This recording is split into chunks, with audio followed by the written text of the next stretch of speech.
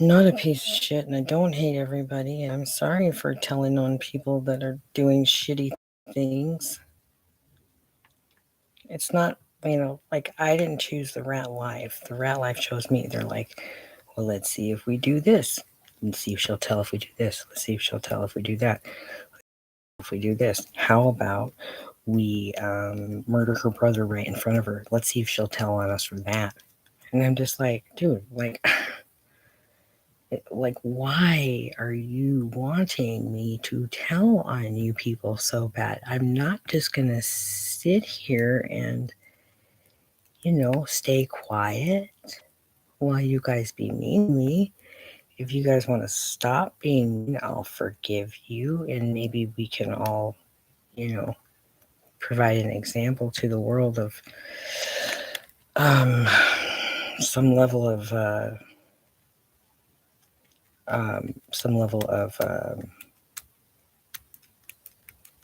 reconciliation with ourselves and each other and God or whatever. I mean, like, did this person just come over here to mean well? I doubt it.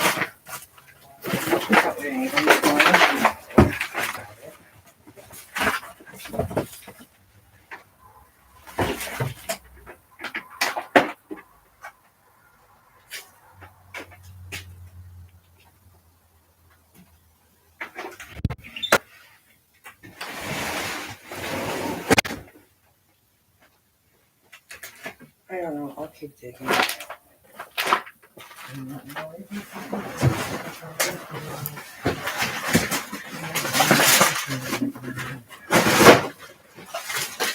Yay, we got a refrigerator. Oh, you want to put camel in the refrigerator? That's really good.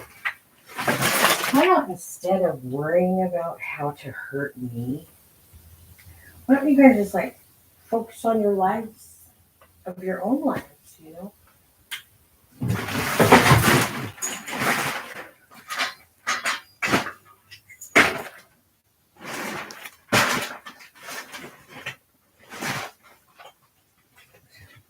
They're done. They're done. They're done. They're done. They're done. Yeah, that's cool, honey.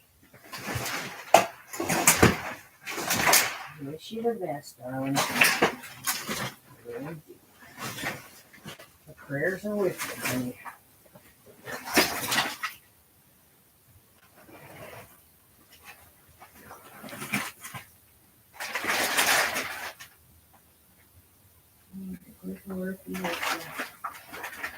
May the good Lord be with you,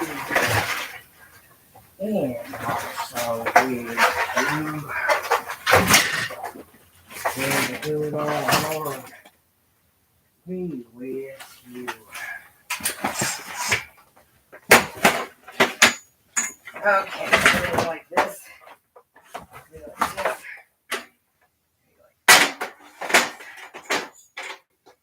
Okay. My boys are going to be here in the morning at 10 a.m. I got my boys coming at 10 o'clock in the morning. Yes, I got half the Mormon church coming tomorrow at 10 a.m. to help me clean my house. To help me clean my house. I got half the main Mormon church coming in the morning. 10 a.m. Yep.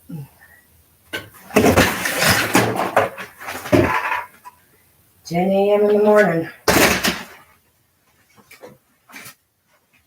I got home. My people from church will come on down here and help me clean in the morning. But I gotta get up early.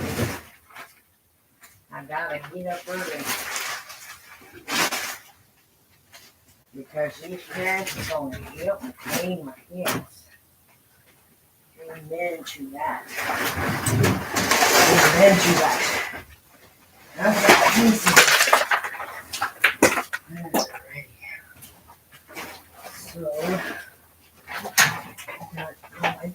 think it does have a. I don't think it has a thingy with it. Actually.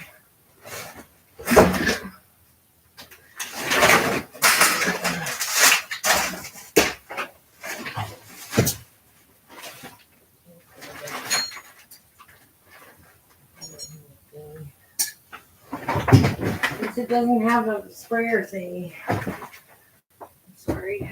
Pretty sure it doesn't have one. And here's a bicycle rim.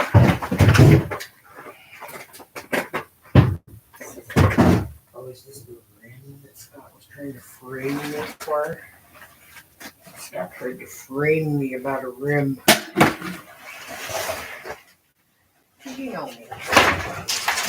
I'm always out stealing bicycle rims and shit.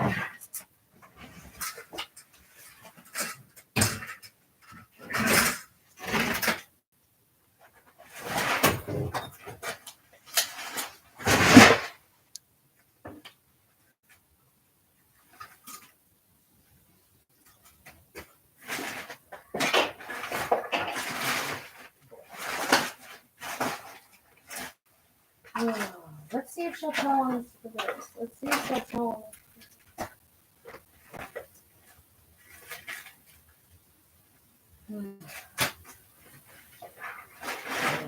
Murgatroyd.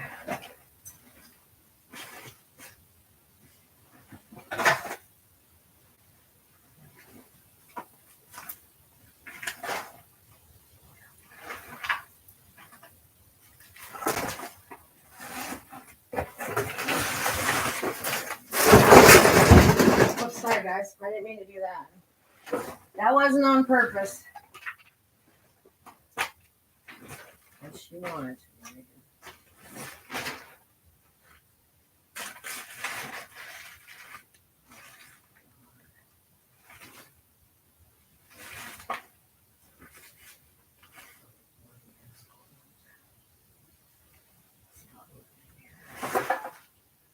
Scott left so much evidence.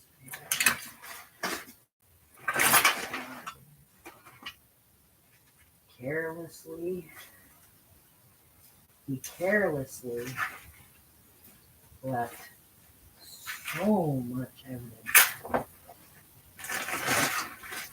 I had no choice but to give it to him.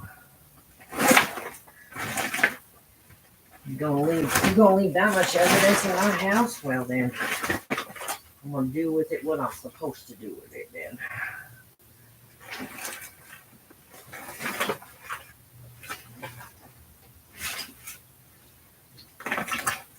Do not ask me why he left all that evidence in my house. I do not know. I do not know. I don't know. Yeah, I'm such a rat, bitch. You know, come to think of it, I think I still haven't told on you. I think I still haven't told on you. Oh, now there's some fucking evidence. Oh my God. She is fucking sick, motherfucker, dude. Wow.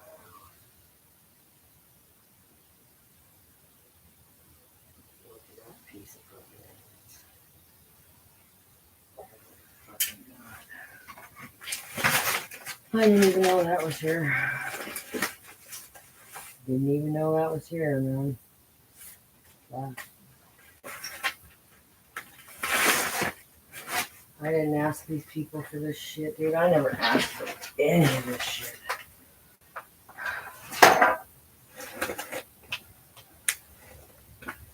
Save the children, huh? Yeah, save the children. Sure. What do you say? Save the children, babe. Okay. Okay, doctor. They're save the children. They're saving the children, apparently.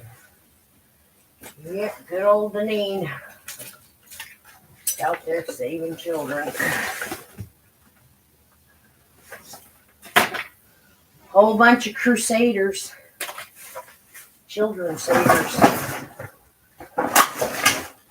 Save the children? What do you mean by save them? You mean like turn them into taxidermy or what?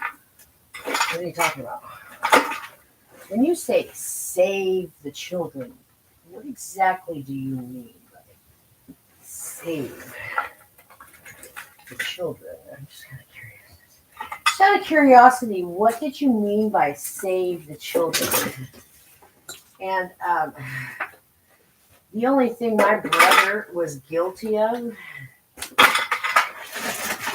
is falling asleep at the wheel and letting you get it. That's all he was guilty of.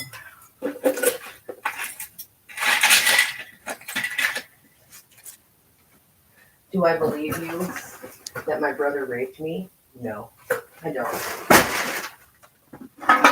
Nope, and that's not his baby either. That's not Ozzy's baby. But if you want me to take a guess on whose baby it is, I'm going to say Bing. Most likely Bing. Yeah, that'd be my guess. Kind of looks like Bing to me.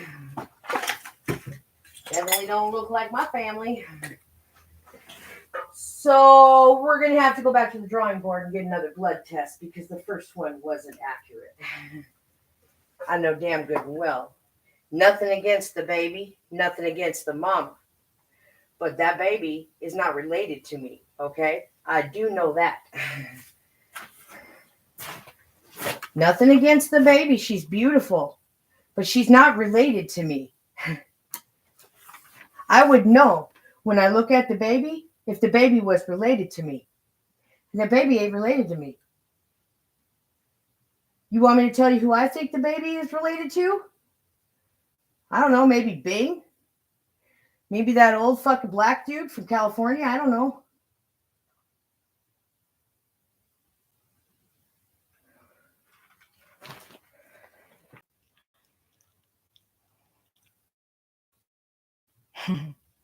Wake up after you didn't even know you were asleep, and it's real fucking clear that everybody around you is scared to fucking death because you just died.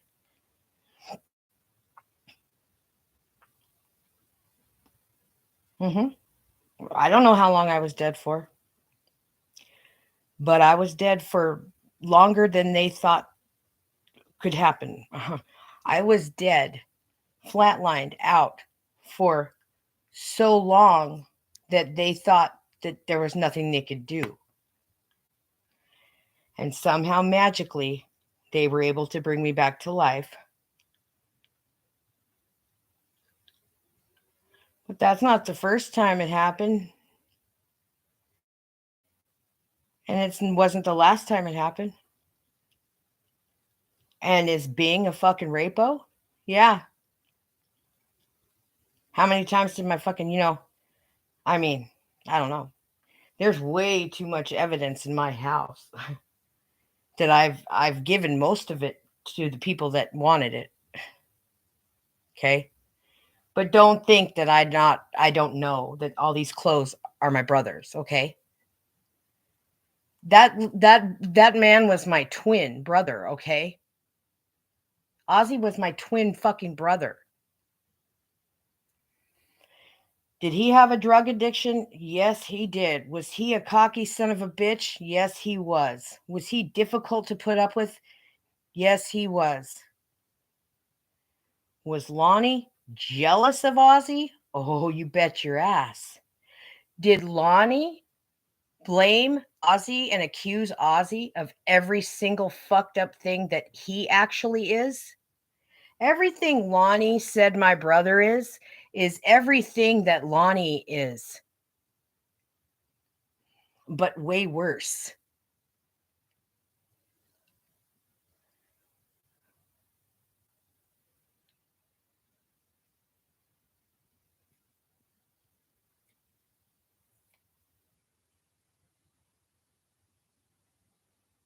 Way worse than what you know.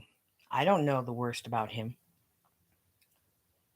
Do I know that Lonnie likes to fuck dead people? Yes, I do.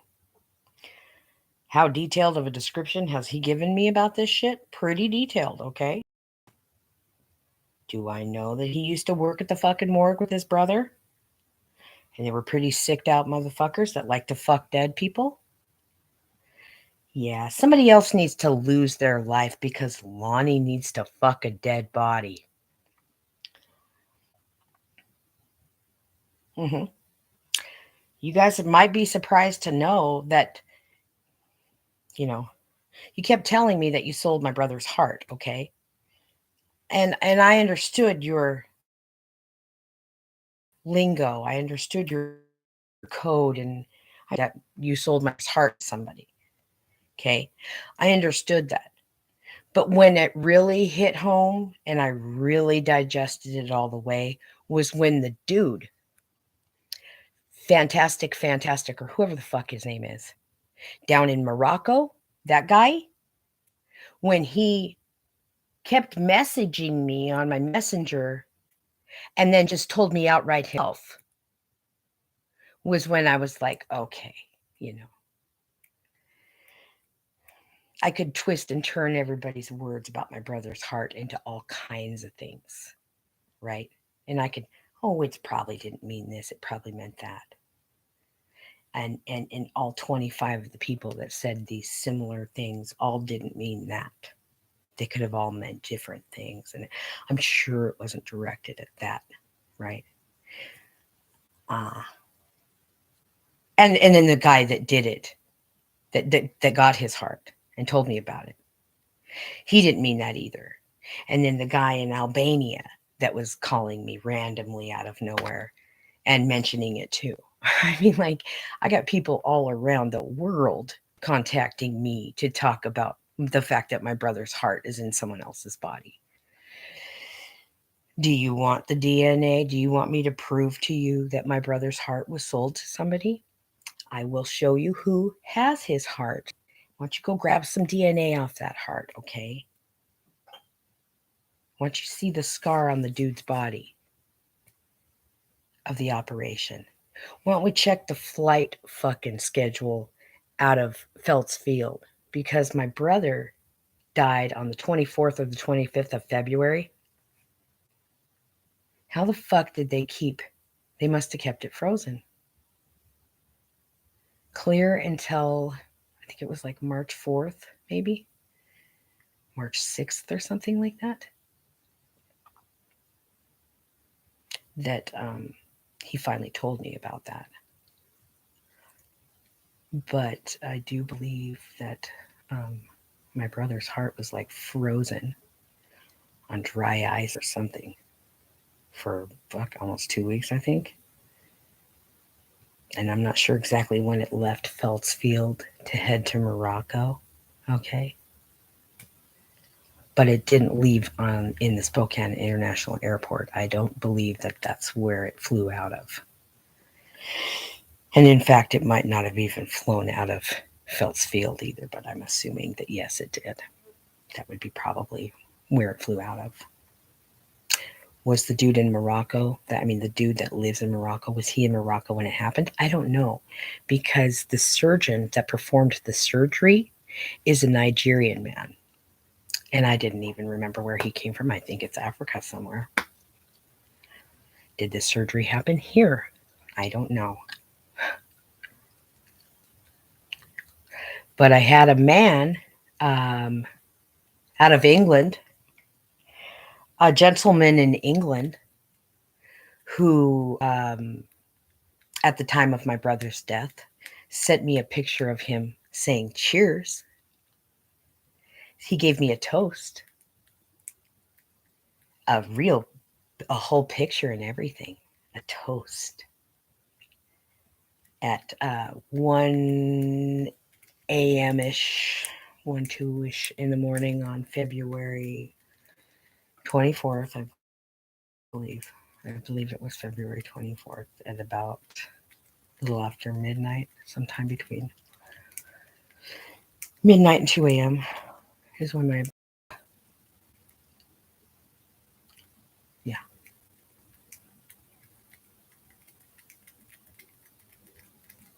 after a year of being tortured to death. He probably was unconscious completely and had been for a long time. Who knows? I mean, how much he'd gone through. He'd gone through a lot, I know, because an individual named Corey that I went to high school with brought it all up last year, about a year ago. He started, whatever happened to Ozzy anyway? Somebody was just talking about him the other day, talking about holding and healing. Nothing but holding and healing.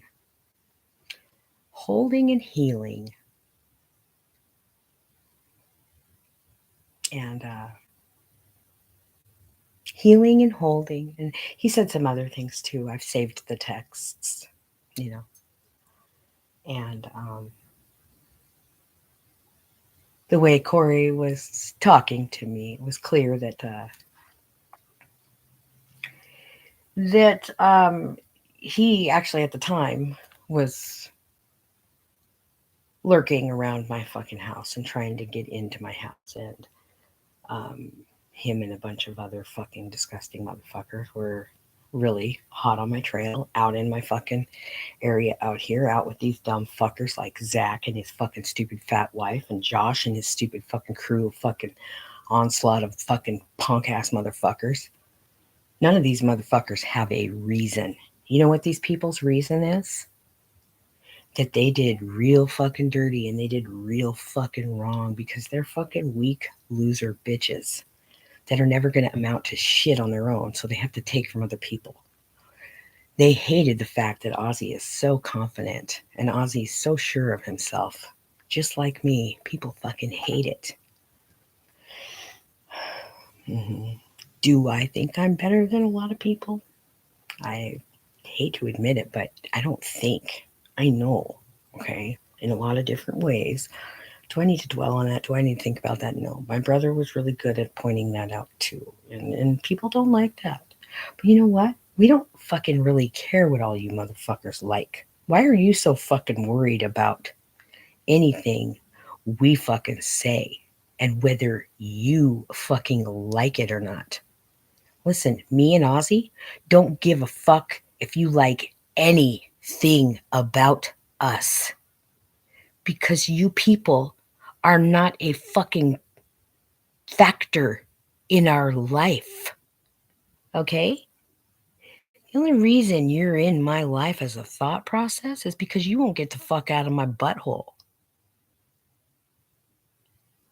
But I'm telling you, honey, if you think I'm a rat, I don't give a fuck. Because I think you would be better off dead. Okay? So, I mean, here's the thing. No, I don't think about you. I don't think you'd be better off. I don't even care what you'd be. I don't care who you are. I don't care what you'd be. I don't give a fuck about your life or anything that has to do with it. Why the fuck are you somebody that I have to tell this to? Because I don't know you. Get the fuck away from me. The fuck you up my ass for, you dumb fuck? Bye-bye. It just pisses you off to think that somebody like Camel and Ozzy would actually have money and be privileged. You just can't handle the thought. So you've got to take control and maybe try to steal their money from them. And it isn't even because you want to have money and you're greedy. It's just because it burns you to think that we might get it. And that's really what it's all about for you. Which means you're a pathetic little boy that really doesn't even have a reason to be alive.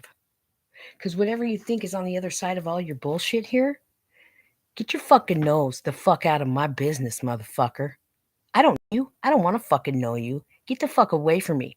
Go pay attention to your own fucking retarded, fucked up life. In fact, why don't you just take your whole fucking life and throw it over the Monroe?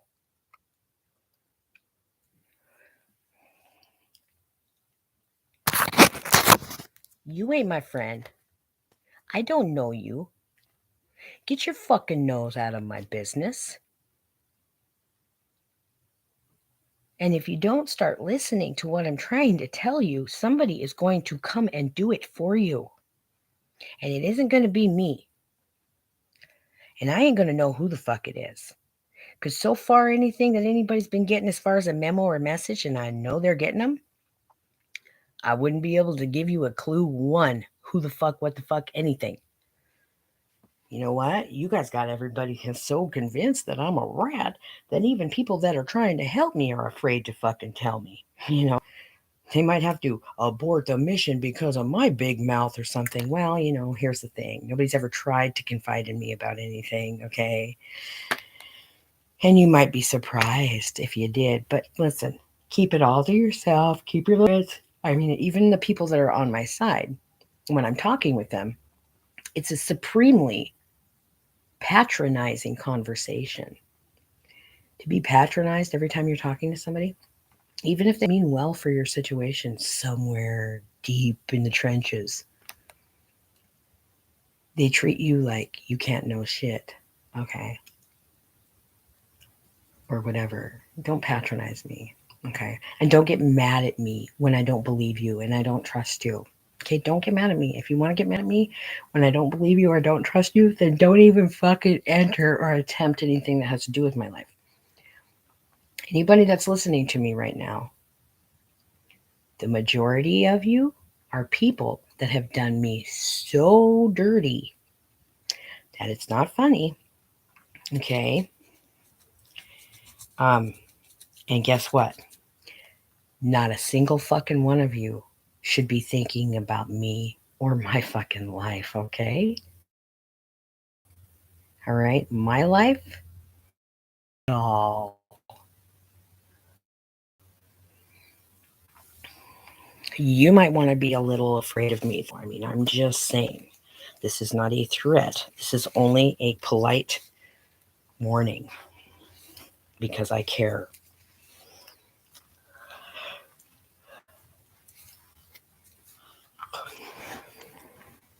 Bring it on, baby.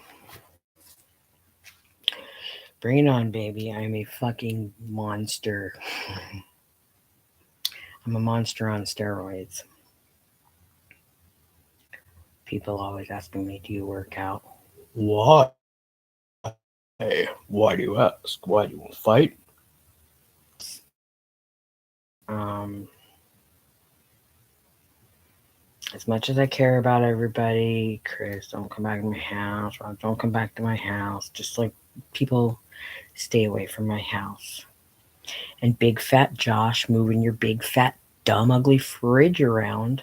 You can haul your fridge here, haul your fridge there, haul your fucking fridge everywhere. And every single one of you motherfuckers that keeps mentioning my daughter's fucking name, please know, Spokane, these scumbags keep threatening me with my daughter's name, okay? Is this a fucking cool thing that I have to sit here and say this? No, it isn't. Really, this is a conversation that needs to happen privately with Maya's family and Maya. And I need to explain to you that I'm not a crazy motherfucker. I didn't do anything to deserve this shit. I don't owe anybody money. I'm not a fucking fucked up crackhead that ever stole from people or owes people money or did people fucking wrong or ratted people fucking out. This is all bullshit. The shit you hear about me, I didn't.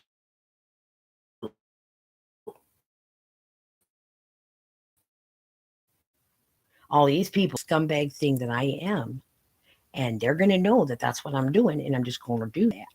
Okay, that's cool, man. That's really cool. Um,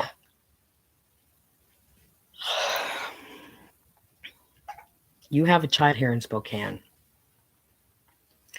and I'm telling you right now, she better be okay. And I'm sorry that I have to put you on blast like this, my child. And every single one of you motherfuckers that's causing me to have to do this, I'm telling you right now, these are the moments. These are the moments. And millions more just like them are the moments that make you very scared of me. Whether you know it or not, you're very afraid of me. If you don't think you are, I can show you how afraid you are of me. My mom says, "Oh, your gun."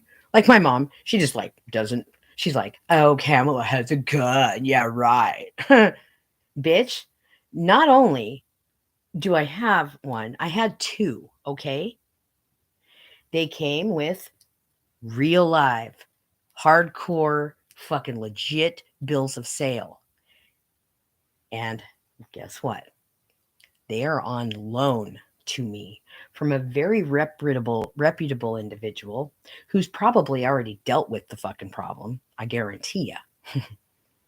I promise you. Whoever took that motherfucker probably ain't even alive. I bet you they're not even alive.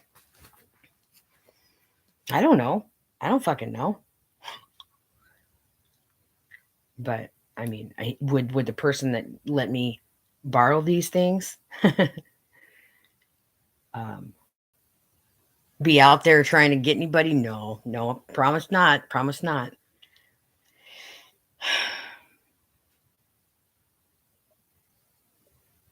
And who knows? Maybe I won't ever talk to the motherfucker for another 5 years. Actually, I mean, I can feel it. I can feel it psychically. You know, I know what's going on. Like we don't talk. Bill of sale, no such fucking thing. Burned especially with that motherfucker gone, dude. Now all I got left is a fucking clean ass motherfucker. Okay. And if you want a fucking bill of sale, you can go ahead and suck my fucking dick. Run the fucking deal. Dude ain't gonna fucking say I fucking, just fuck off. Okay, how about you just fuck off instead? I'll tell you what though. Reloading, not a problem. Not a fucking problem, one.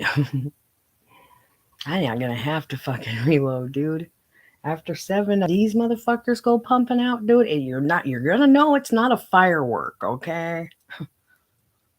Just so happens I have the fucking loudest possible piece you could possibly fucking own. Fucking retarded, ridiculous, clunky, hard to handle, not easy to shoot. But for some reason, I feel like if it were to come down to it at the moment, it would become extremo easy. But I mean, like, look, I live around houses, I live around people, I live around children. You come through my door, I have to very strategically do what I gotta do. I have to come up down at an angle so that the thing doesn't fucking fly through you straight into whatever. Because I can get in trouble.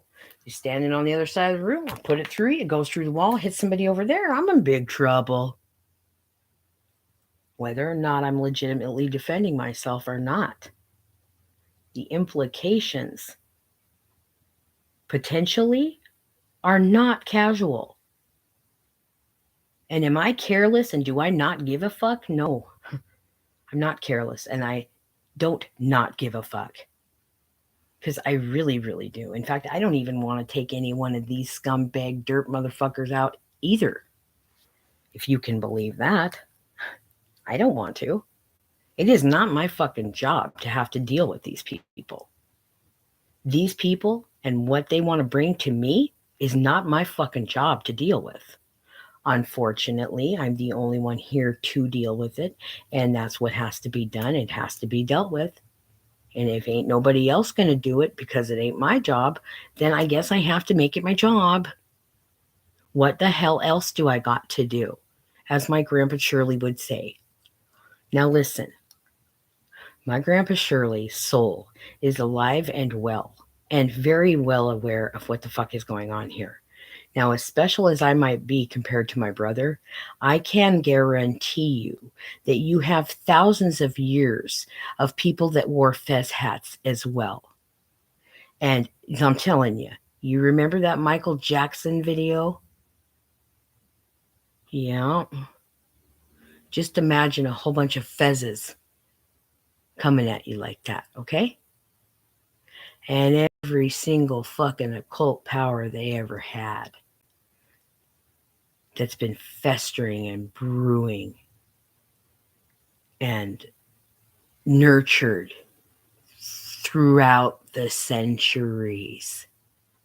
Throughout the centuries of people like my family, people like the Nazis trying to shovel my fucking family into a fucking oven because why? Well, because they were influential, because they had money, people might listen to them, they had potential power. My family was never out wielding power, trying to be assholes. My family was never flaunting their money. My family has never, none of my family were people or individuals to flaunt their money.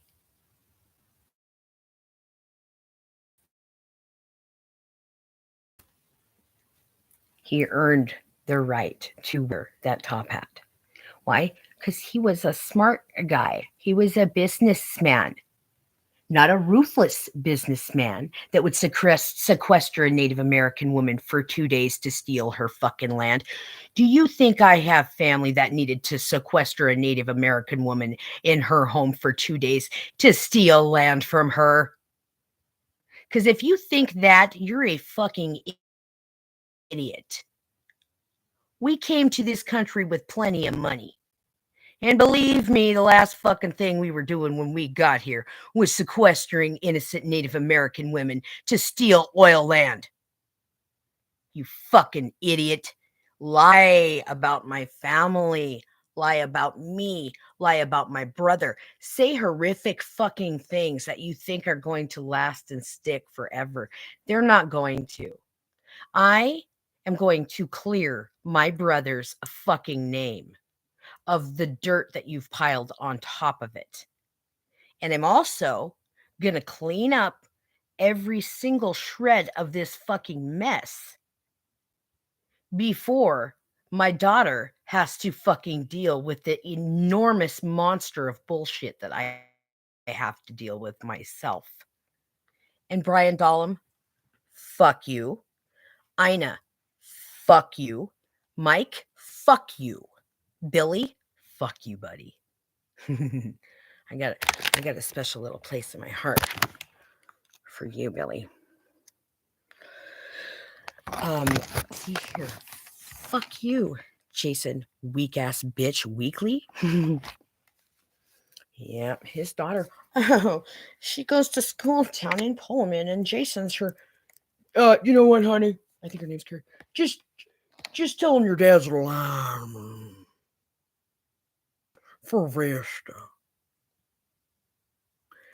I've heard him call his daughter on the phone before. Like what he put on Facebook. Oh, he's so proud of her. She's like, Dad, you're a sick fucking weirdo and I don't even like you. You creep me the fuck out. I'm embarrassed that you're my fucking dad. You're a fucking loser. You should hear when he calls her. She's like, whatever, Dad. You're fucking weird. You're gross. You're annoying. You're disgusting. I mean, Jason comes over here and you should hear some of the shit he said about his son. Because it's fucked up, man. And then starts talking about how I'm not going to get into it, dude. I am not going to repeat the fucking shit that motherfucker has said. And his son is a very handsome boy and a very kind-hearted young man you can see. He's a handsome boy. 10 times the motherfucker his dad is. And I'm sorry, you guys. I'm sorry, you guys. I'm fucking sorry, you guys. Your dad said he was killing himself one night, and the only thing that kept running through my head was, I am not going to be the last motherfucker that he talked to.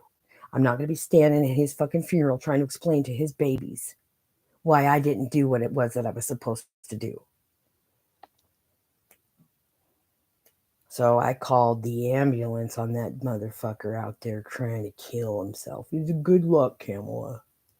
I'm going to dump some sweet and sour sauce on my neck. Wait until I show you these texts, man. I got them all saved of this dumb fucker. You know what else I got? I got a phone call of Jason. Jason called my phone and left a message of me getting raped on my own answering machine. Now, how's that for neato? Got the message. Am I making this up? Am I slandering anybody? No, I'm telling you the truth. And if you want to hear it, I got it. Okay? I got fucking at least 5 videos of people raping me while I'm sleeping. And I'm like wondering, these people watched me push record, because some of these you can see that I'm like, oh shit, something's weird. I'm going to press record. I must have felt like something's going to fall out, something like that. Press record, boom, start recording. I mean, you can see the people pick up the fucking phone, move it. One day it was he picked it up and turned it off. And then some fucking how you hear it again the same day. Again, me falling out again.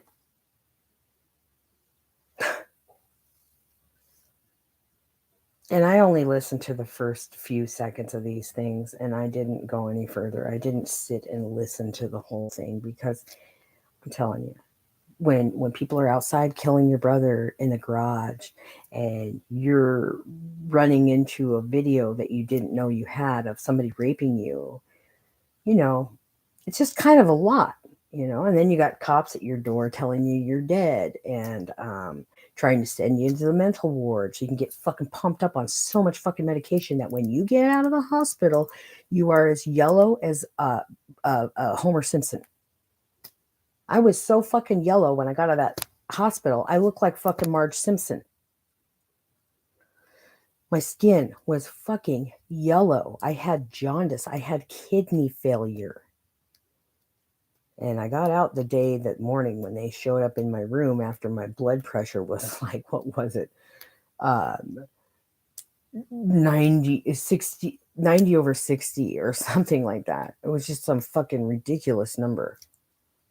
My vitals, I was fading away. They were killing me. That fucking stupid ass doctor from fucking Nigeria over at Inland Northwest Behavioral Health.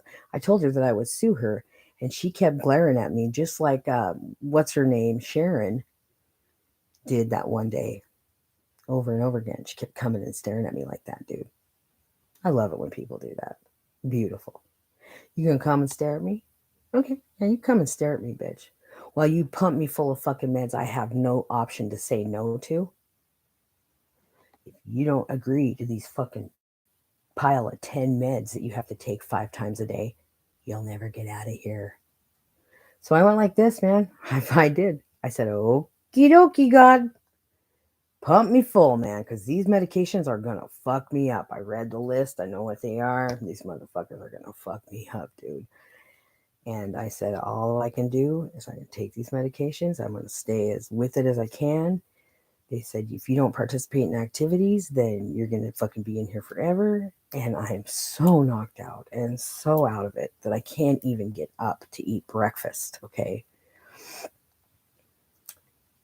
But I do. I'm like, I'm doing this for my bubby. Every activity I go to is for my baby. I don't care how hard it is to drag myself up. I'm going to drag myself up for every single fucking activity that I can, so that I can go get my baby. And you could have kept pumping me full of drugs, and I would have fucking died dragging myself out of bed for my baby. And lo and behold, they were told to put me on a 120-hour hold. Guess what? They didn't hold me for 120 hours, man. They wanted me the fuck out of there. I called the American Civil Liberties Union. I called Medicare, Medicaid. I called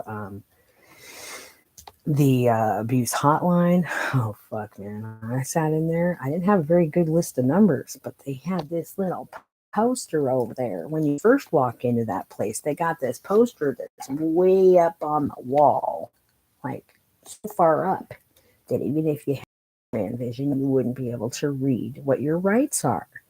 I was like, isn't that interesting? They put you in this room and then post your rights way up at the ceiling where you can't read them. That's just weird. Well, they kept me in this room after they put me They took me from the hospital. Then they put me in this room in the Northwest Behavioral Health. They don't say a fucking word to you. They just put you in this fucking room. Then they send some lady in with a fucking thick ass peanut butter jelly sandwich. And a bunch of food that you don't like some Powerade or something. I don't remember what the fuck it was. That's weird shit. I didn't eat it. Oh, some fruit, a fruit cup. I drank the juice. Um, went to the bathroom and some lady came in and talked to me for a second. I just sat there. I was there for fucking in that room. Down by the garage entrance of this fucking weird ass place. With some other people in there with me. They were like, how long have you been in here? And I'm like, I'm going on like at least 3 hours. They're like, what? I would be pissed. I'm like, well, you got in here 2 hours after I got here. So if you're going to be pissed about being here for 3 hours in this room, get ready to be pissed because it's highly likely that's going to happen. And it ended up being more like a total of about 4 hours. It might have even been more than that. I fell asleep. I put the 2 chairs together and just fucking fell asleep. They got a camera staring at you and yada yada. And they bring you upstairs finally. And who's the first fucking person I see? I see some black lady staring out the window in the activity room, right? I can tell right away it's Deneen, dude. I mean, there's not even a question. Is that Deneen? Oh, it's Deneen. I can tell from behind that it's her. And she just stood at that window, looking out the window, looking out the window, looking out the window, because she saw me coming. They were saying Camilla and shit. She was like, oh, fuck. And then she goes down the hall. And my room is right next door to hers. She's my next door neighbor in the fucking mental ward. Deneen Bivens. This bitch that has fucking, oh my god. Okay. Do you know this bitch came to my fucking house one day? I'm gonna help you clean your house. Stole a fucking bus pass while she was cleaning my house. Stole a bus pass. An STA bus pass. I didn't have a car at the time. But I mean, the likelihood that I was going to use that bus pass is pretty slim, even though I don't have a ride anywhere. But she thought I needed that fucker. So she stole that thing. And you can find it on her Facebook. Go search on her Facebook, and you will see the day that she did this and how proud she was of herself. She's going to run out and go give it to a homeless person. You know, Deneen, you're so disgusting. And it's so pathetic how jealous of me you are. I feel very, very bad for you. You're an ugly, stupid lady who thinks you're a fucking voodoo master. You think you're some kind of a high priestess. And really, you're just a fucking ugly, low-life bitch. Yeah. Mm-hmm. And if anybody that knows her or is related to her has a problem with that, guess what? You're a stupid, ugly, low-life bitch too. And I don't care what you think or feel. Your involvement and nose into my life in places you do not belong means you should actually have a bullet in your head. I tell you, you're lucky to be alive, but you are so pathetic that, you're not lucky to be alive. You know you look in the mirror and you're an ugly, stupid idiot that nobody has any respect for. Nobody has any respect for any of you people. You're like, oh, we're so scary and intimidating and we bully on girls and yada yada. Listen, stupid. The baddest of any of you, the baddest motherfucker of all of you. You might think you're scary. You might think that you're intimidating. Okay, maybe you are to some stupid people. But ultimately, you ain't shit. And nobody has any respect for you. And you know that. And that's what makes you so mad in life. Doesn't it make you mad? No matter how much money you had, nobody still respected you, did they? Didn't matter what you did. Whatever you tried to do to take from people and tell people you have money, it didn't gain you any respect, did it? Nobody respects you. Nobody likes you, Andrew.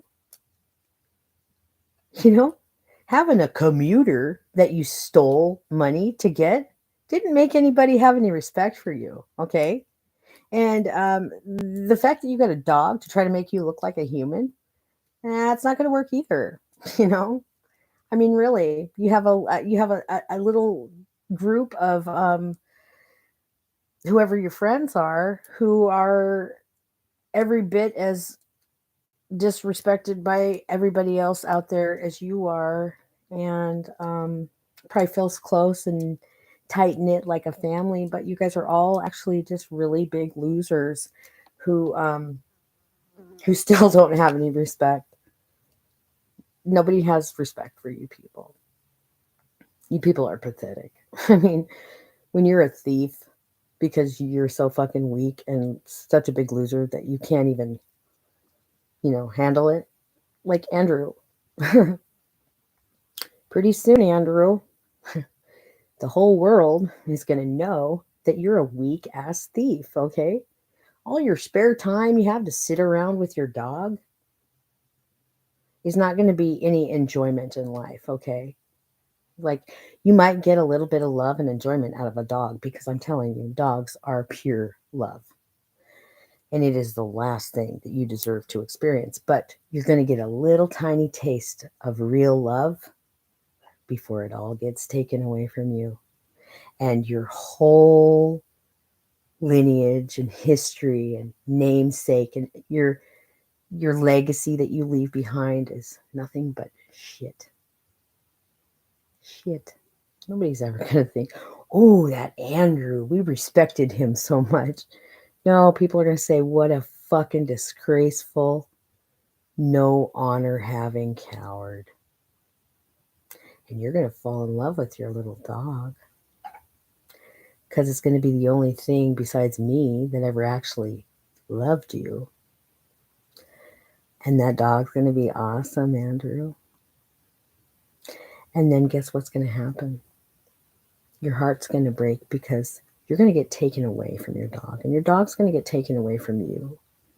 And you're going to be put in a cell and put on blast until the entire world knows you're nothing but a worthless fucking coward scumbag sitting in a fucking cell getting fucking eaten every day by big fucking worm up in PC.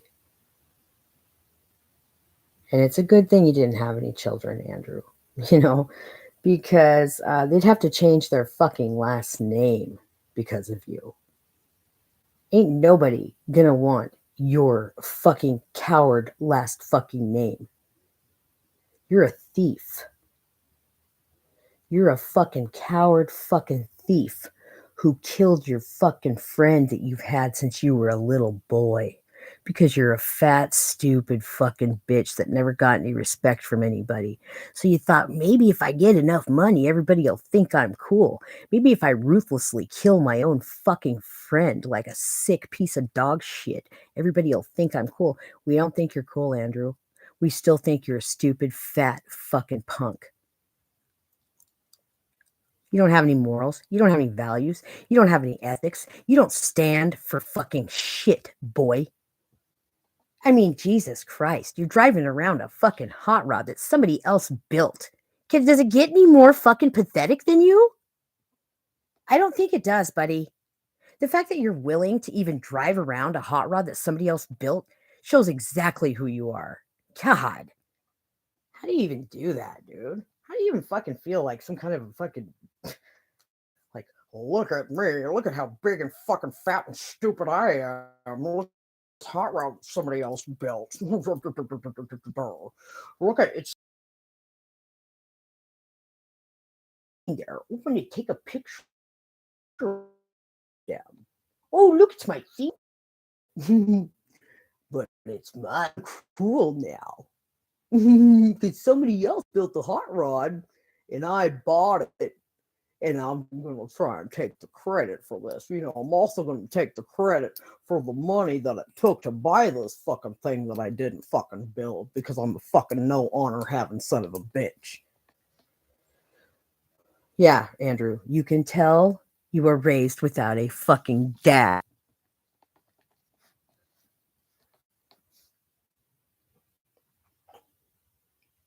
That had any balls or manhood.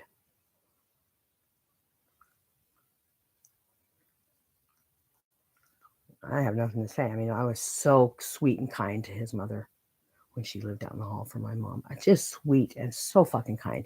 And I'm going to tell you something, man.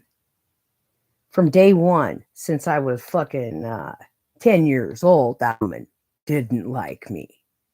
Wilma does not like Kamala. Wilma has never liked Kamala. Okay?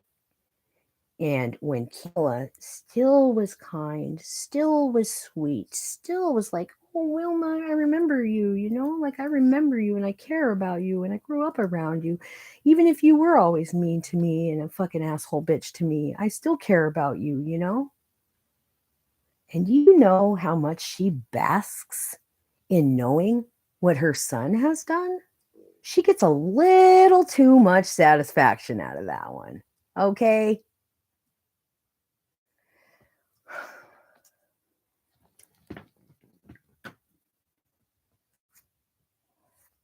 Fucking friends you have.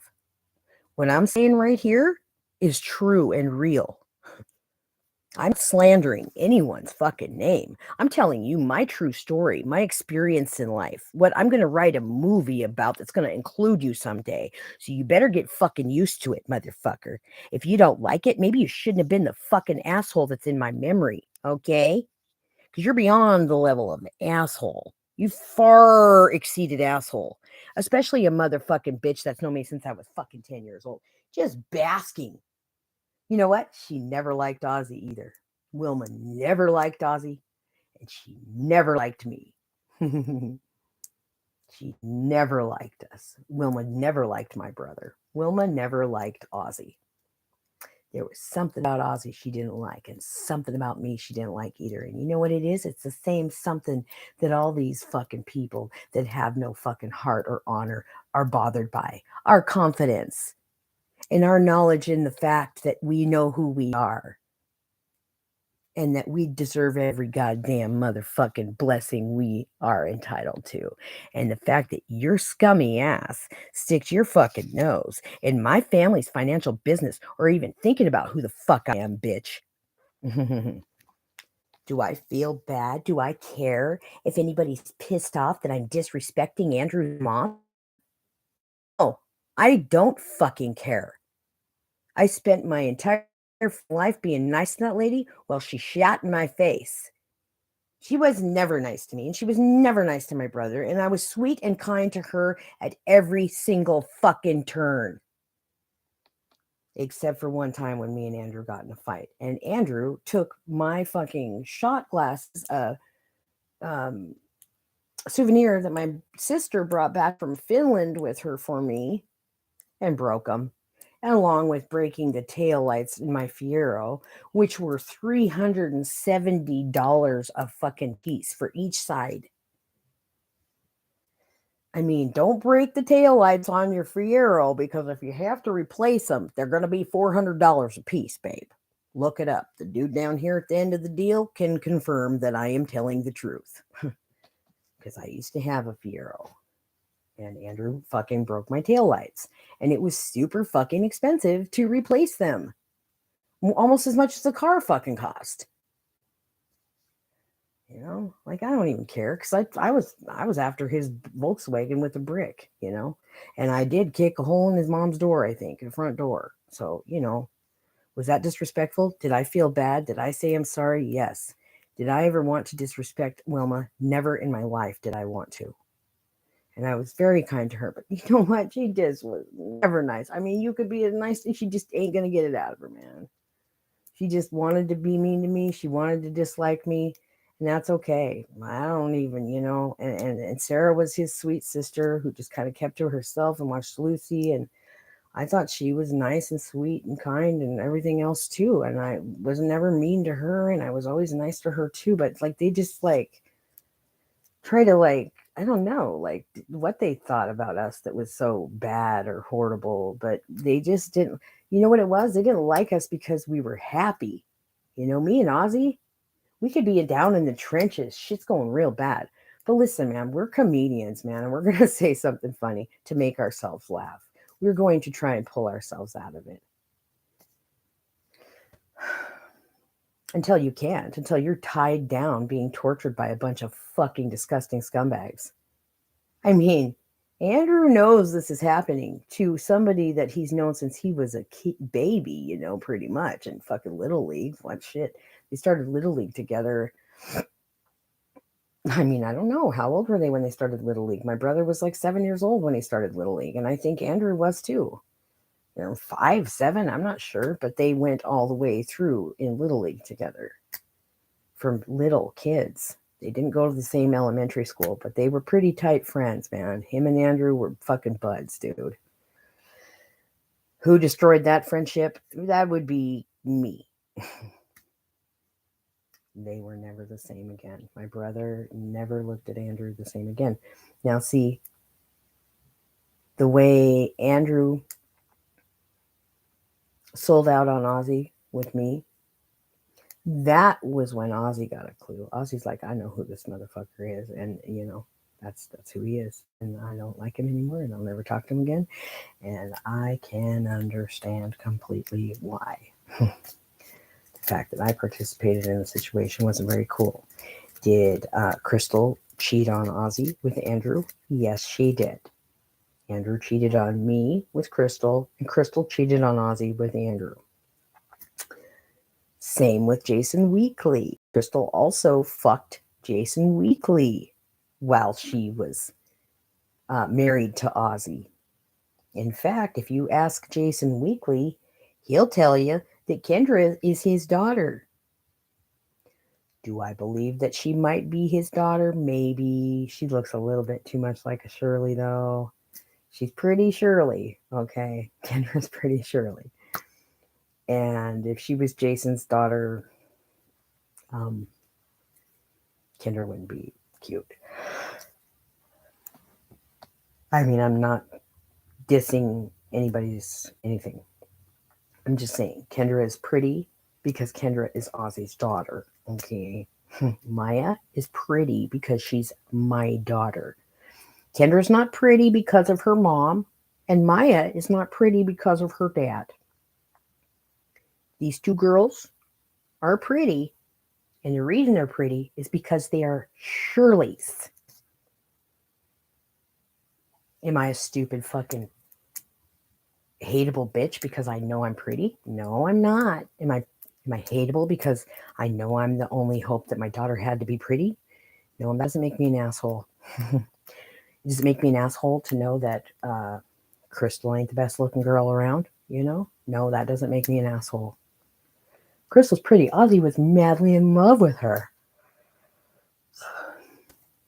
How he grew to love somebody with such a lack of emotion, just I'm like, is she even a human being? Like, she's just like, you know, and I grew to love Crystal. I grew to love her like my sister.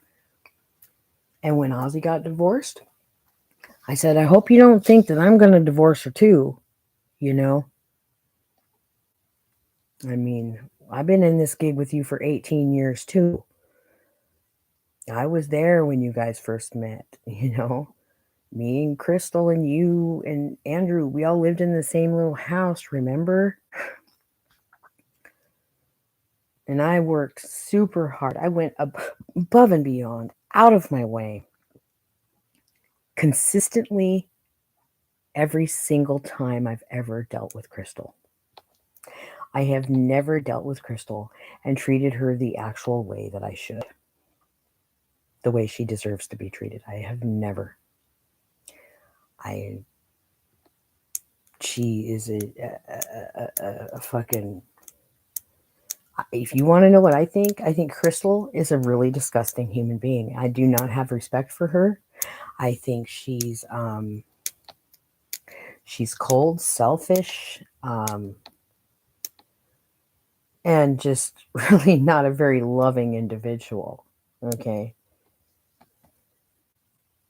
I mean, I don't really think much of Crystal, tell you the truth. And especially after our last interaction. Did I ever treat her bad? Did I ever tell her any of this? Did I ever say, you know what I should have said is this to her face? So this is me telling you to your face, Crystal. And if you want me to produce this outright to you, I would be happy to because I'm not afraid to tell you this shit. Here's the thing. I would have gone my whole life without explaining how much of a nasty, horrible, ugly fucking bitch you are, okay? But at this point, Crystal, I don't feel bad for doing it. If people want to think I'm an asshole, this isn't me trying to be an asshole. This isn't me trying to take a dig. This isn't me trying to get anybody back. This is me telling you that at every single turn and every single event of my life, no matter how fucked up that bitch has been to me, and she has been super fucked up, I'm not even going to get into it. Maybe someday, if you want to know, I'll tell you, because I can tell you a million ways from Sunday. Real, true, live, actual stories about her and how fucking much of a bitch she's been to me.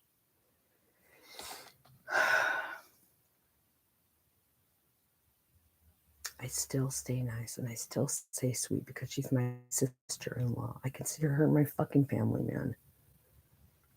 Guess where it got me? Nowhere, dude. She didn't ever give a fuck.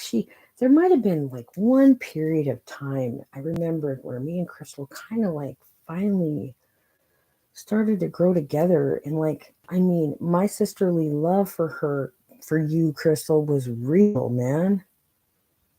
I give a fuck, a whole big, huge fuck about and I know you know that. I know I wasn't being fake. But man, some really fucked times and hard places in my life was that woman just fucking fucked up to me, man. And one of the worst was when I was homeless in my van in the Mormon church parking lot over there. And then to top it off, I'm sitting there after they had helped me that day. And after I asked for a drink of wine, basically kind of just got shunned out of her house off of her porch. And I needed a cigarette. So I was kind of like sneaking on her porch to get a cigarette ashtray shamefully. And I went and I said, let's get a cigarette. And they had helped me get air in my tire and giving me a jump start and taken me to the gas station with the gas can. And I think she gave me money that day, the gas can. But she was real short. She didn't say anything to me. And at this point, I had already seen Crystal. I had seen Crystal's name all over our identity theft when I was at that Mormon church that day, Skylar. Just so you know, I was fully aware of the kind of fucked up shit your mom had already done. Okay. And I saw her walking down. She probably didn't realize that I already knew about all this the whole entire time. All of our actions, sweet I was to you and thankful and everything else. I was sweet and thankful and all that disgusting and fucked up you did to me. Because I did. Then the kicker was Skylar. I'm sitting there and I'm just, I'm just devastated. Like I have been every single day, an hour for so many years, dude. I mean, like every single person I've ever supposed to care about has just been beyond fucked up and just ruined my life. See, I have a college education. I can go get a job and keep my job and rise to the top, okay? And make money and succeed. I can do all of these things like you wouldn't believe, all right? But I can't do all of these things while people are robbing my family's name, running it through the mud and trying to kill me. I can't do that stuff. I quit trying to because I got tired of putting a big show on and showing how well I can pick up the pieces and get my shit together and lickety split and yada yada. I started to realize that there were people who were actually enjoying this process of me doing this, and they're watching me fall down, and because they're kicking me down. And I thought, I'm not going to do this anymore. And I quit even trying to have a job. Do you think it was easy to live on $200 a month? Do you think I was doing that because I'm just some lazy, dumb piece of shit? No. I was doing that because I'm not going to sit there and keep falling on my face and for the world trying to have a job, being harassed, and all of these horrible things with people trying to kill me. I just said, and I assumed at that point, 10 years ago or whatever, that I'd be able to get some help with my situation, that I'd explain my situation to somebody and they'd be like, oh, wow, that's like 9 billion felonies committed against you. That's kind of crazy, Kamala. But no. All I kept running into is because I'm in Spokane and that's where everybody's doing this to me is we don't care. So don't even try to tell anybody. And I didn't. I kept quiet, never said it. I mean, I knew about this identity theft that had been going on to me for a very long time. I have known about, let me think, the first time I realized this shit. It was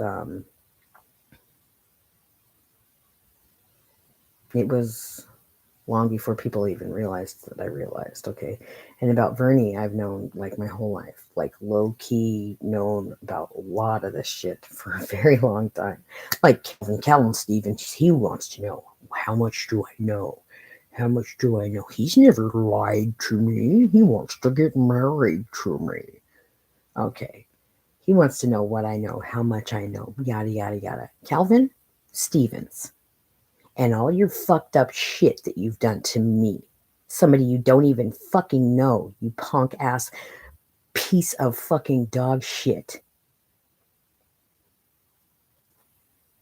Are you alive somewhere taking care of your children, you disgusting fucking predator fuck? He's like, I'm sober. I don't drink. I don't do drugs. I just stay at home and take care of my kids and go to work. No. That's not all there is to it, actually. He's got some fucked up place in Idaho that he likes to go to and spend a lot of money while he's there. You know why it costs him so much money? Because he gets to do really fucked up, sick, stupid shit that's way worse than a drug addiction or way worse than an alcohol addiction. Okay. Does he like his young daughter a lot?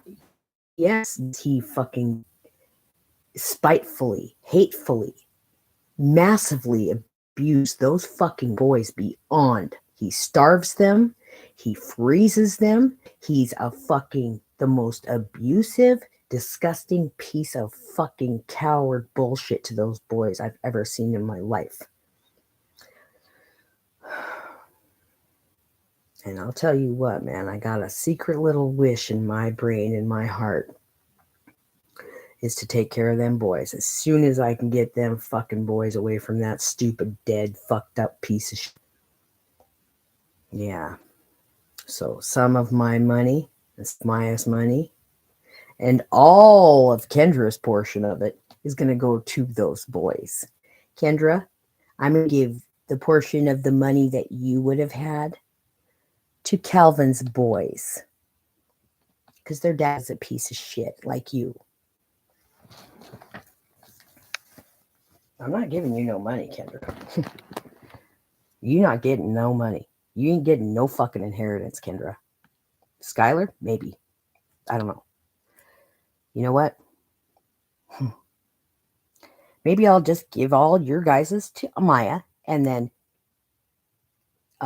make it clause that she can't have any of it unless she promises not to let you guys have a single fucking penny. What I should do is that, and then I should torture every minute of your life by lying about you and making up all kinds of fucked up stories about you. Oh, wait, I don't have to make up fucked up stories about you guys. I can just tell the truth about you guys. I don't have to say you're smoking fucking drugs on an aluminum foil fucking blah, blah, blah, Kendra. I don't have to lie about you. And if you want some of my leftover clothes, I won't be like, ha, ha, ha, ha, ha. But, I'm sure you're keeping all those mental ward patients at Sacred Heart sane. Yeah, you're not sick in the head. Yeah, you definitely should be a counselor on a mental ward for sure. For sure. hmm You're not eventually going to lose your job and get sued, and the whole hospital probably sued because you're a fucking psychopath. Oh, Nick, tell me how wonderful I am again. I mean, I don't even care if you hate my guts. Just say a whole bunch of words. Okay? Okay? Say a whole bunch of words. And then when I walk out the door, say, "You're such a stupid mayonnaise bitch." Kendra's like, "I don't care. Just say a whole bunch of fake shit to me, and I'll believe it, and I'll feel so happy." He's probably like, "Oh my God, what in the fuck?" I mean, I was a little bit like Kendra, kind of, when I was younger, I think, actually. I certainly was. I'd just be like, "Oh, yeah, just tell me. Yeah, yep, yep, yep. Fucking pet my ego, pet my ego." Oh, Lyle. Lyle's just, all Lyle can do is really just judge Kamala on her just huge ego. And she just, she's so cloudy headed. And gosh, she's just such a piece of shit, Lyle said. Oh, Lyle. Isn't it fun to sit alone, being a miserable old man that's about ready to die and judge Kamala? You've been talking so much shit about me and trying to make my life miserable for so many years, and look at you now, Lyle. You're just a fucking dying old man all by yourself, who nobody even fucking respects anymore, you know? Because everything I'm saying about you, Lyle, I'm sure is starting to kind of sink into people's brains like, probably all kinds of little puzzle pieces fit in it, or people are like, you know what? I don't think she's making this shit up. This is kind of aligning. Whoa, he's not the spiritual, enlightened, wonderful, worshipful fucking person he thought he was, or that we thought he was either.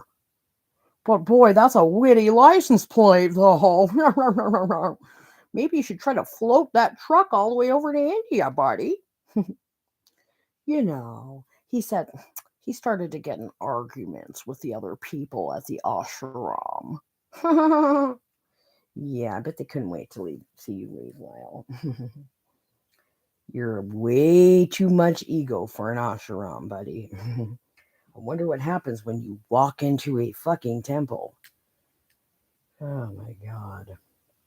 I used to get this vibe from him that's so spiritual and so calm and collected. And, really, he's just a person that uses his quietness as, he thinks it's intriguing or mysterious or something. And people do fall right into the trap of it. I mean, I used to think he was the wisest, all knowing too, until he started to really cut me down. Like, every bit of the cutting down of who I am and my personality and anything about me that he did, it was all so jealousy driven that, like, you couldn't deny.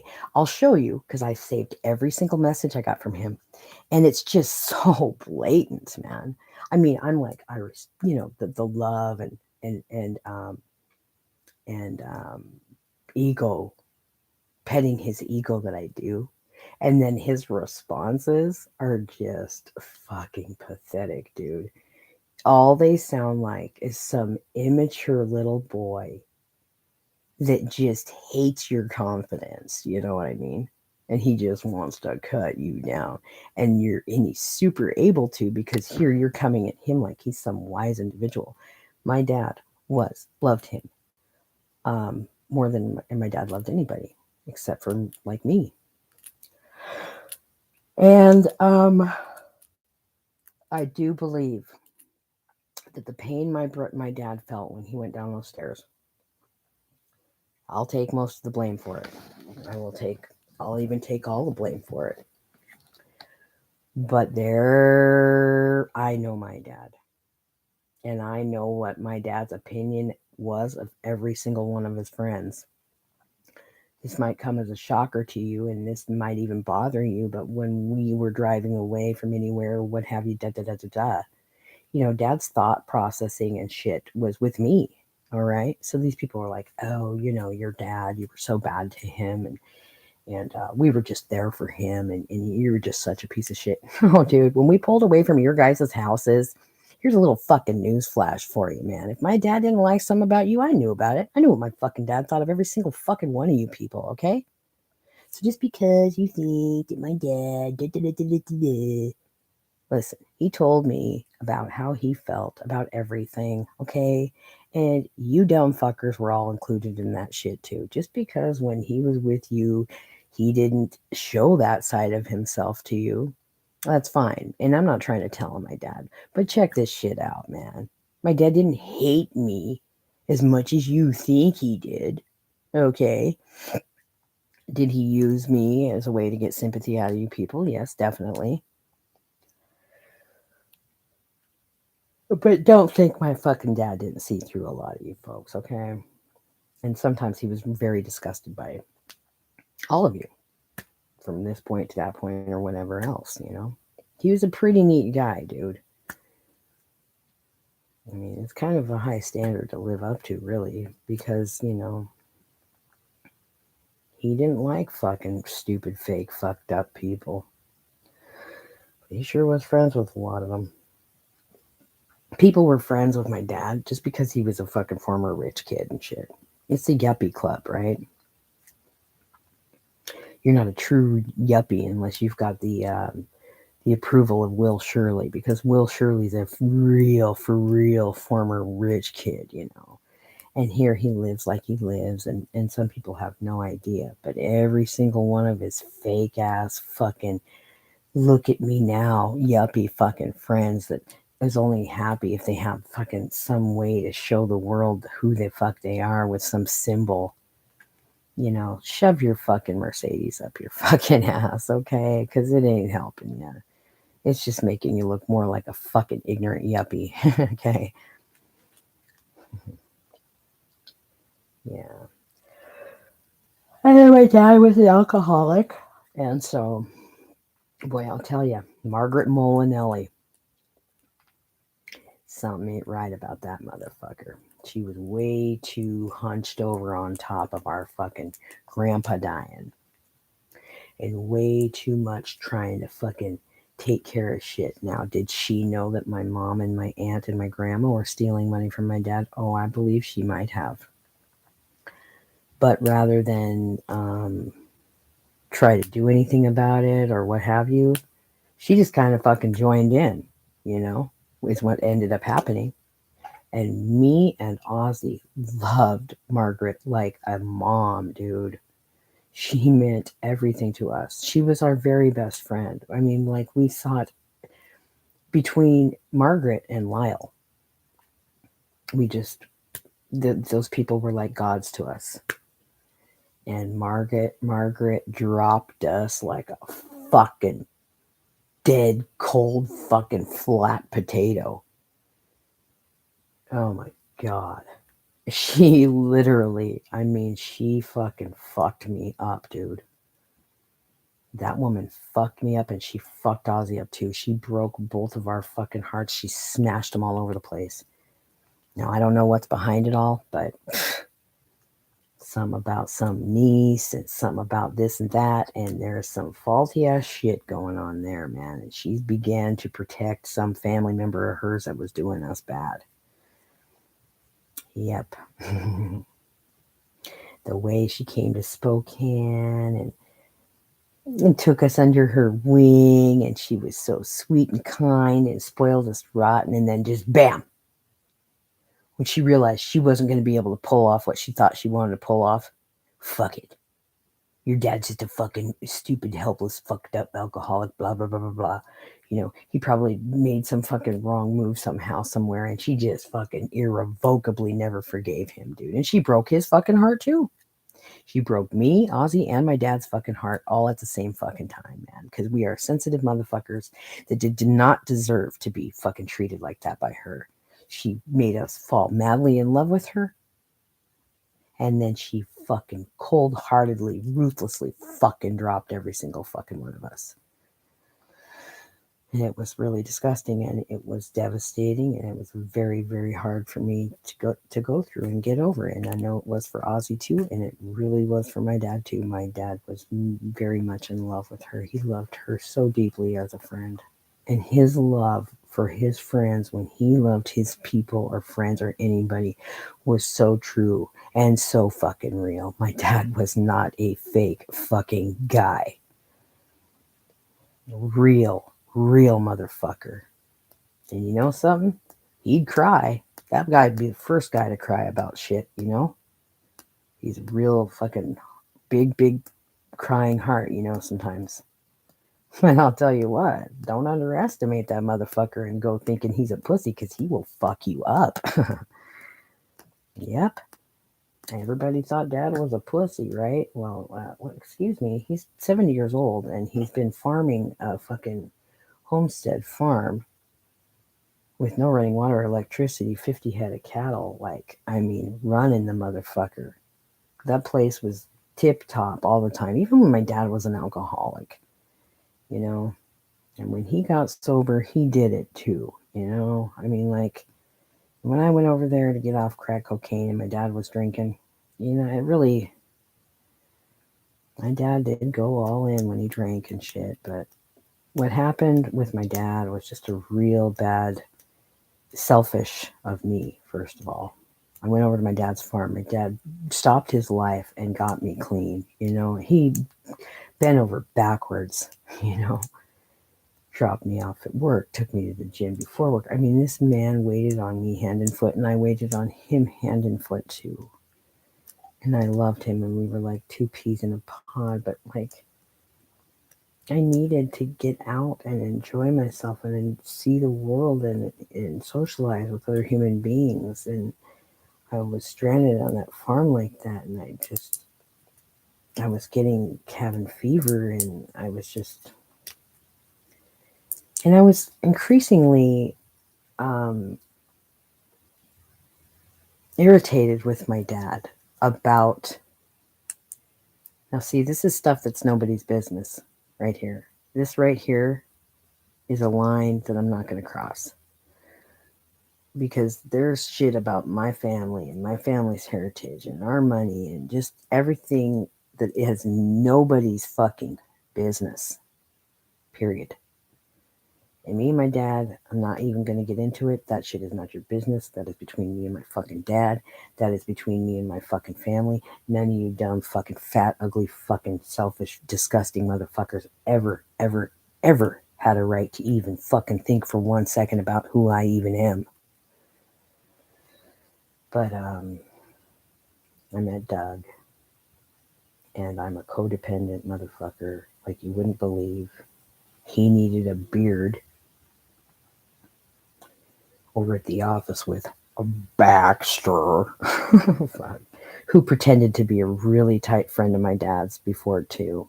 Baxter was real close with my dad, and then boom, they weren't close anymore. They weren't even hardly even friends. You know why?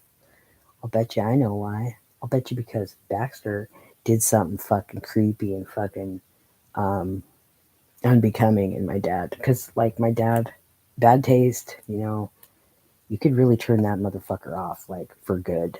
If he decided he did not like you, he did not like you. There was a fucking restaurant as you're heading into his road out of town. Take a ride off the highway and head out to my dad's, right? Cherry Creek Road. There's a fucking little restaurant there. These dumb fucking ignorant motherfuckers from New York moved into Libby randomly out of nowhere and just opened up this fucking redneck weird ass fucking restaurant. It's got, like, it turned out to be one of Doug's favorite restaurants where him and his brother and the dad would go eat in Libby. And it's just like, these people are fucking retards. Like, they can't even cook a breakfast, and it's not even good. It's disgusting. And like, they're idiots and they're ignorant and they're fucking from New York. And my dad just did not like them because he went in there and ate with Frank and Dorothy. Dorothy is the daughter of Nick Bastaraba, who is the homesteader of the farm where my dad lived. Okay, and Dorothy loved my dad. She was Nick Bastaraba's youngest daughter. Dorothy was. And she was a sweet, nice lady who loved me, who absolutely adored my dad. Dorothy had a like special crush love, like she just loved my dad and my dad loved her back, and it was a really special loving relationship that they had that was beautiful. And when she died, her son Gary was Gary Zions is just a fucking imbecile, ignorant, fucking retarded weirdo who my dad was clean off alcohol, and then this dude is her son, and he's just a fucking idiot. Coming in on the farm whenever he wants, just like building a big fucking corral down by the fucking by the entrance of the farm, and just like, just come onto the property whenever he wanted and just do dumb shit, acting like he fucking knows what the fuck he's doing, and he doesn't. I mean, Mickey Mouse, son of a bitch, is what the fuck he was. Just a fucking shit show joke motherfucker. The same kind of guy that was like jealous of my dad. Um, Gary Zions was always jealous of my dad because my dad was way cooler than him, and just always just ate at Gary. And when my dad died, Gary goes, "Hey, I've been eyeing that 2-ton jacklift that your dad had for years. I'd like to come buy it from you." You know what that dumb fucking piece of shit did? Like a little kid, like a little boy. My dad hadn't even been gone for 4 months at this point, and then my dad's got all of his stuff out at the place where he lived for 40 years. And if my dad wouldn't have lived there, nobody else would have lived there because it would never have worked out the same, Like, my dad moved out there when Dorothy was alive. It worked out perfect, yada yada. If my dad wouldn't have moved out there, the place would have sat vacant, and then anybody who would have ever tried would have been my dad.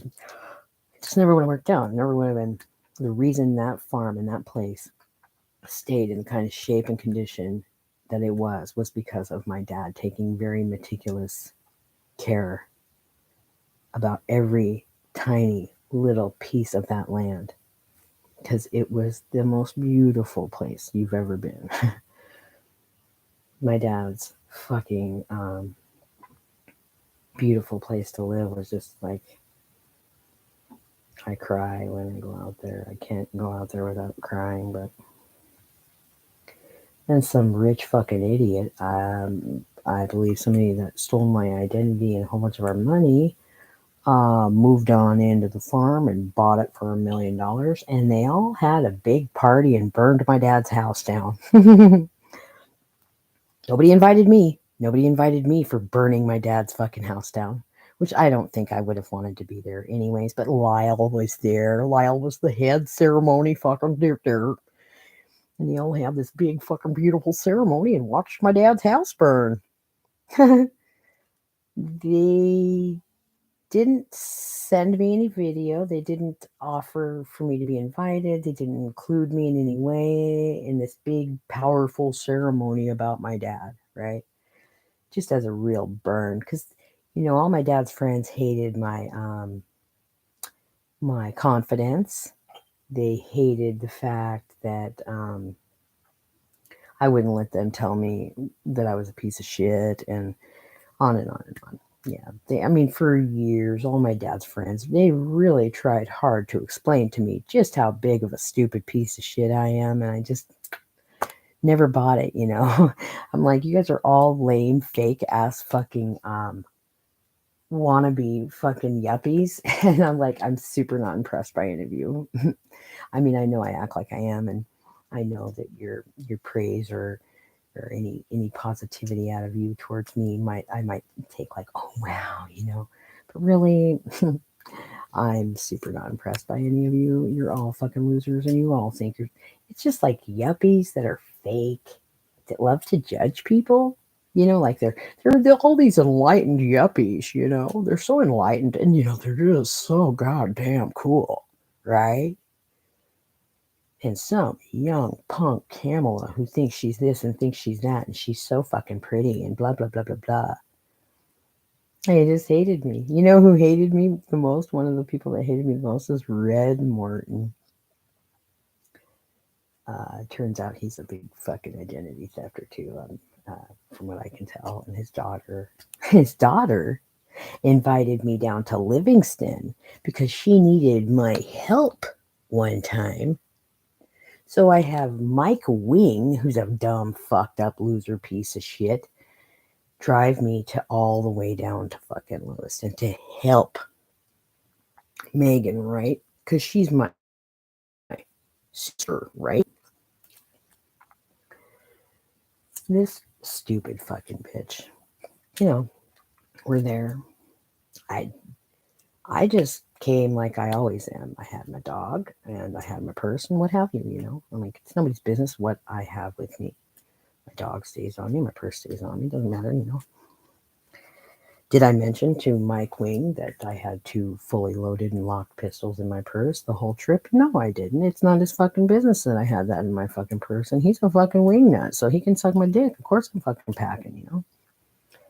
I mean, at this point, I'm fully aware that the way you get Kamala is you tell Kamala, I need your help, Kamala, and Kamala will come running to help you because she wants to help people because she cares. And that's how you kill her, right? Well, I'm in the room in Megan's bedroom talking to her, and things are just getting weird as fuck, you know? I go in the kitchen, people trying to get me down to the basement and shit, and then it was just a really, really weird scene for several reasons, and I'm not going to get into any of it, but there did come a point when I'm like, where the fuck did Mike go? Mike went outside, started his car, and he's like driving away. And I'm standing here with all these people that I don't know, and people are fucking real creepy, sketchy motherfuckers, right? Well aware of my identity theft thing at this point. This is all starting to really take hold and happen, right? Pretty hardcore at this point. And they had killed like April and Robert and tried to frame me for the murder. You know what? That would have been my guess that they killed Robert, okay? But the first fucking motherfucker that's ever said that shit to me was today. Today. All this time, motherfuckers think I knew it was, I had a feeling it might be like, I didn't want to guess. Like, I'm not just going to guess that something like that went down if I don't know, okay? But I know that what did go down, people are trying to frame me for, right? Well, that motherfucker that came here today just said it outright, you know, like it was no big deal. Like, yeah, that's what they did to him. They're sick, blah, blah, blah. I was like, are you serious? Did you really? I'm like, dude, did you just say that? I'm like, okay, I definitely could have guessed this. And if that was my guess, I would have guessed it. But you, motherfucker, are the first person to ever tell me that. Everybody's all around me knowing this, you know, and I feel like that's what it is. But I don't know. And do I know the details? Do I know anything about it? Still, no, I don't. And I don't care to. But just the fact that he was comfortable just fucking saying it outright. Like, he's like, oh, yeah, man. He just got out of the fucking joint, dude. And when he tells me that everybody's up in there, it's common knowledge, boom, boom, boom, everybody knows that shit. And he's not tripping on saying it because nobody else is tripping on saying it. There you go. Okay. And just like I said, when you got 9 billion people that all know your fucking secret, you're not a gangster. If you want to kill somebody, you probably should shut the fuck up and not tell a single fucking soul and maybe do it by yourself.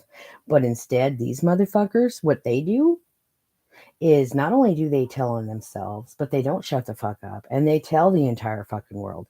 And then they're looking at you like you're some kind of a fucking rat. Excuse me, motherfuckers.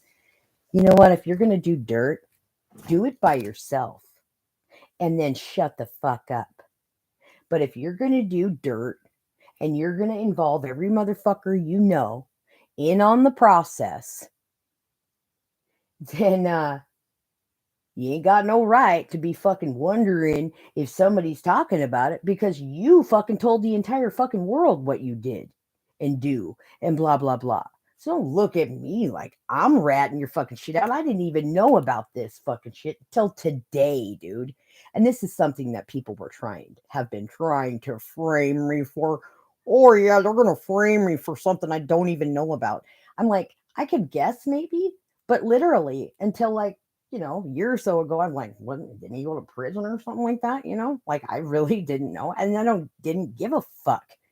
Because uh by the time that motherfucker was out or wherever, whatever, I quit being that dumb faggot motherfucker's friend, okay? I considered him my best friend for a long time. Motherfucker wasn't my best friend, dude. He wasn't shit. And when he made me $10 late for my rent, I couldn't turn my rent in on time because I was $10 short. I don't turn my rent in late, and I don't turn my rent in $10 short. And this dumb motherfucker made me $10 short on my fucking rent, dude. And I had already had it with him. He's just fucking had proven himself to be beyond scummy, weirdo, disgusting fucking idiot. Did not deserve my friendship whatsoever. And that motherfucker would not quit circling around my house one night. I don't know what his fucking problem was, but I opened up 2 cans of fucking paint for painting the wall. I said, motherfucker, in your red, stupid fucking car with this stupid ass fucking girl cruising by my house over and over again. After I just finally kicked 35 people out of my fucking house, I'm going to dump both of these fucking cans of paint on your goddamn red car if you drive by one more fucking time. And he didn't drive by one more time after that. That was good. But what the fuck happened to him? I didn't even fucking care, man. He had proven himself to be a dumb piece of shit beyond. I think people are like, oh, that's Campbell's friend. Fuck. You're gonna frame me. You don't frame me for shit, you fucking idiots, dude. Dumber than fuck, man. Fuck, stupid. Yeah, I'm really like, I'm gonna go rat people out about something I don't even fucking know, about something I don't even care about. I mean, talk about a little fucking community of just fucking weird ass parasite fucking weirdos, dude. Like, then they're like, it's a rat. Like, who the fuck are these people? Why the fuck is Craig's sister calling me a rat? Man, I went toe to toe with that bitch a couple times. I'm like, do you really want to fucking fight, bitch? Because like, am I hearing you're calling me a rat? About what, cunt? I think they're like, oh, remember when you kicked Kamala's fucking door in that time and her mom called the cops on you? That is not me being a rat, you fucking idiot. And guess what? I told my mom, don't you dare call the fucking cops, Mom. Oh, she couldn't help herself. She hung up the phone. You don't need a gun, Kamala. You need to call the cops, she said. I said, what the fuck? Dude, this is a motherfucker that's got 17 people working for her. Fuck that cunt, dude. She goes, click. Well, did I have to wonder what I think she did after she hung up the phone? No, I didn't have to wonder for very fucking long because the cop station is fucking 1 block away from my house. And bam! Officer Nagel right at my fucking door. Okay, he's basically standing on a broken meth pipe in my door, a bunch of fucking drugs spilled in my door, and he's like, blur, blur, blur, blur, blur, blur, blur. And I'm like, dude, just get out of here, man. And the people, yep, they kicked my door in. Guess what, though? They're gone. And guess what else, Mr. Officer fucking Nagel? I didn't call you. So why are you at my fucking door anyways, okay? My mom brought you here. Cool. Okay. I don't need you here. And I definitely don't need any fucking, I specifically told that motherfucker, I don't want any charges. This is, I didn't call you. I don't want nothing. Well, you know what I think happened? I think the cops charged him anyways, and I didn't know about it. Once again, somebody goes to jail because the cops decide to press charges saying about Kamala. Well, guess what? Sometimes Kamala doesn't even know that this fucking is going on, dude. The cops are like, we'll just press some charges on him in the name of Kamala, even though she begged us not to, told us there's no problem and that we better not press charges. We're going to do it anyways. And then we're going to put him up into prison for 2 fucking years on it too. And then he's just going to sit in there and assume that Kamala really did press charges on him when she actually doesn't even fucking know this motherfucker's even sitting up in prison because about anything. Because you can believe me, if a motherfucker sitting up in anywhere and my name is attached to it, you best get the fuck a hold of me ASAP. Because that motherfucker's getting out of jail. I don't allow cops to use my name to put people in jail. Sorry, I know my rights and they can't do that. So if you're sitting up in fucking prison doing time because you think I pressed charges against you and I didn't, and the cops just fucking did this and I still don't even know about it, you can eat a dick, bitch. Maybe instead of assuming that I'm in on it with the cops, maybe you should check with me first and we can collaborate against the fucking cops and get your ass out of fucking jail, because I ain't gonna let you sit up anywhere in the name of me, motherfucker. So if you did on your own accord. That was pretty stupid. Pretty stupid assumption. Oh, I'm just gonna assume the cops are telling the truth about Kamala here. Why? Because I'm a cop too, apparently.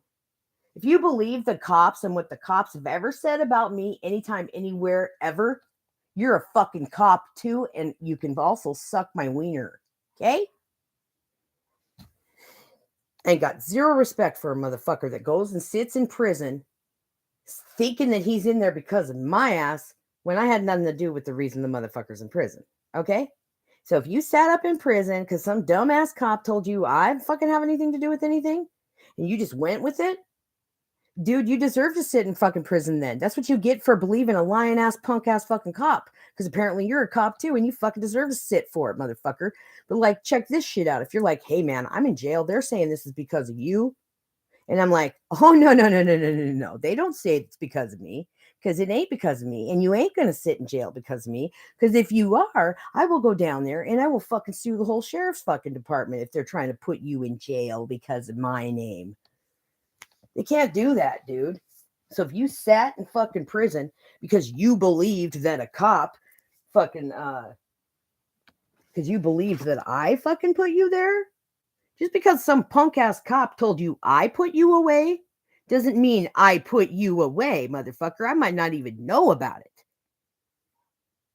And 100% of the time, the cop's probably fucking lying. How many times have cops put people in jail because of me and I don't even know about it because the punk ass motherfucker that's in jail just believes the cop is telling him the truth?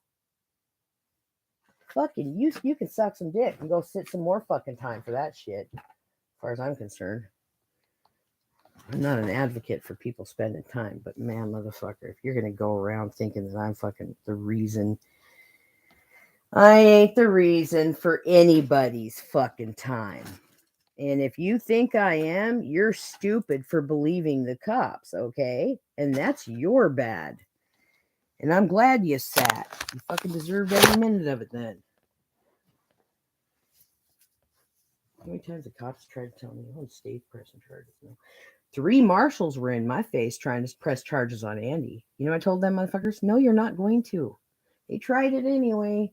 Well, I said, no. I know you guys keep trying to rear your ugly head with these charges that I told you are not going to fly.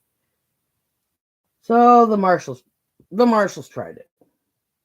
Then the cops tried it. Then the hell of a prosecutor tried it. And luckily, I found out about it, and I said, give me that phone right fucking now. I'm calling this prosecutor, and I am telling him that I will sue their fucking ass if they do. Guess what? They had to drop the fucking charges. I'm not going to let Andy go to fucking prison and sit in fucking prison on some charges because some cop decided that they need to add my name and put charges on him. Nope. The prosecutor said, well, I don't have to listen to you. I said, well, I think you kind of do have to listen to me because you're telling me that the state is pressing charges. The state is not pressing charges if the whole reason you're trying to do this begins with my name. That's not the state. That's you throwing my name into some situation that you're blaming on the state. And you're not going to use my name to press charges against somebody. That's not the state. That's you using my name, fuckhead.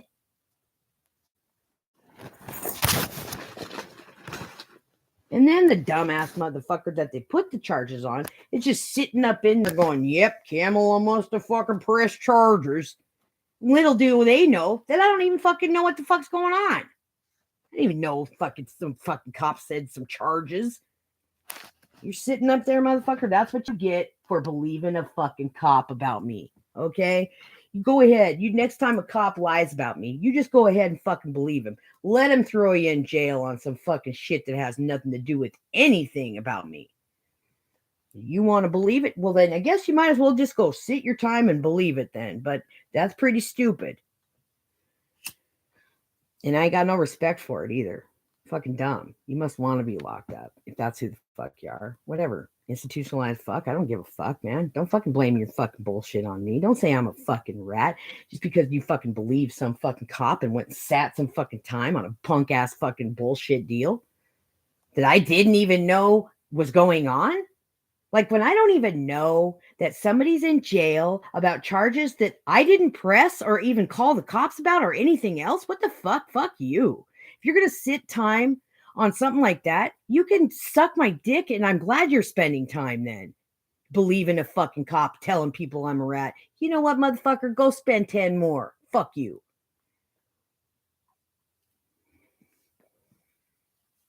You want to believe a cop over me? Good. Maybe you should just go to the academy and become a cop yourself then, punk.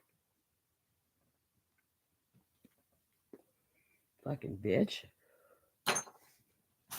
Rat. You know, I still ain't even ratted none of these fuckers out. You know that? All the fucking retarded ass bullshit, man. I still can't bring myself to do it. It's just fucking, these people are just so dumb and disgusting. It's just retarded. And then I'm like, blah, blah, blah, blah, and it just doesn't feel right. And like, I don't like, dude, and I kind of want to live up to it for you at this point, but fuck you, man. I'm not doing it, dude. Fuck off. Fuck off and fucking die screaming. Okay, copper. You say I'm a fucking rat? Dude, you're a cop. But my favorite is when Officer Fuck looks at you and calls you a rat. When a cop, idiotic imbecile. Like, who was it? It was one of the